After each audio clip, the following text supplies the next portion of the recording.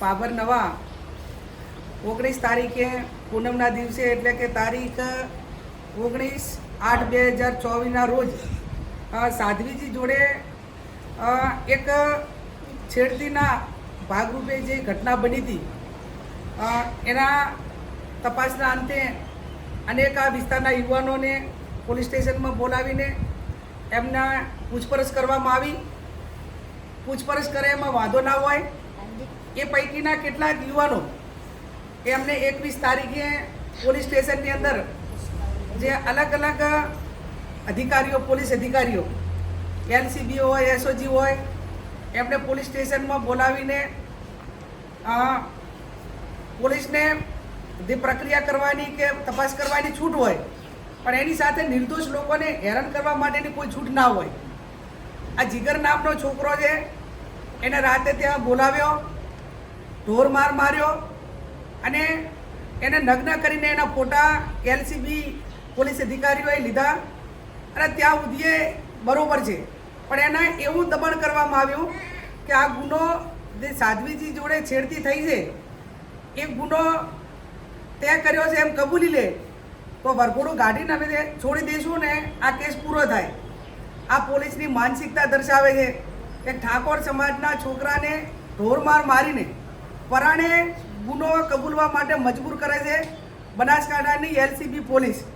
હું એમને કહેવા માગું છું કે તમારી આ માનસિકતા એ દર્શાવે છે કે તમે જેટલા પણ ગુના બનતા હશે એ ગુનામાં આ રીતે નિર્દોષ લોકોને કબૂલાઈને જેલને હવાલે કરતા હશો.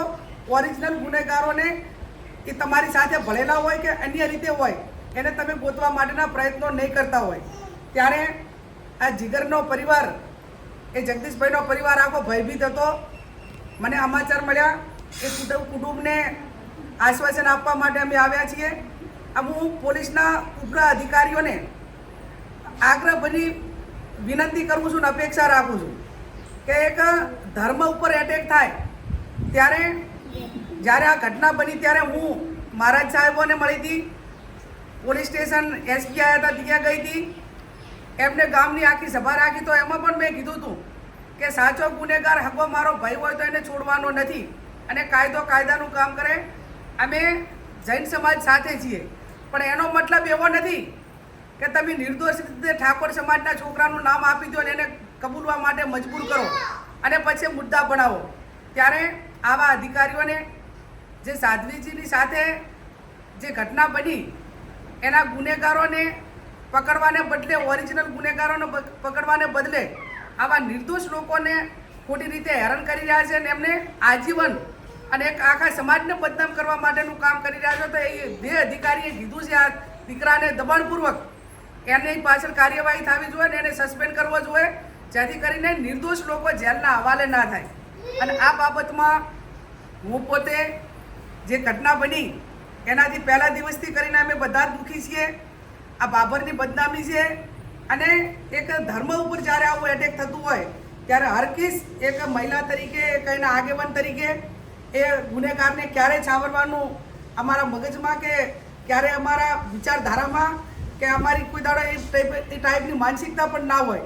ત્યારે આ બાબતમાં જે ગુનો વહેલામાં વહેલો ઉકેલાય, સાધ્વીજીને અને જૈન સમાજને ન્યાય મળે અને આવા જે વિકૃત પોલીસ માનસિકતા ધરાવતા બધા જ પોલીસવાળા એવા છે એ હું કહેવાનો મારો કોઈ અર્થ નથી, પણ આવા પોલીસ અધિકારીઓ કે એનો સ્ટાફ હોય એને પોતાને એની સામે કાર્યવાહી થઈને આ કાર્યવાહી કરે એ હું એમની પાસે અપેક્ષા રાખું.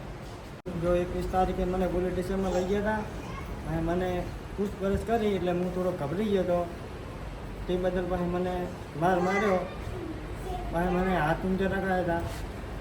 ગુનો કબૂલ કરવા માટે કર્યું કે ગુનો કબૂલ કરી લે પહેલાં કીધું હતું પણ મેં ના પાડી.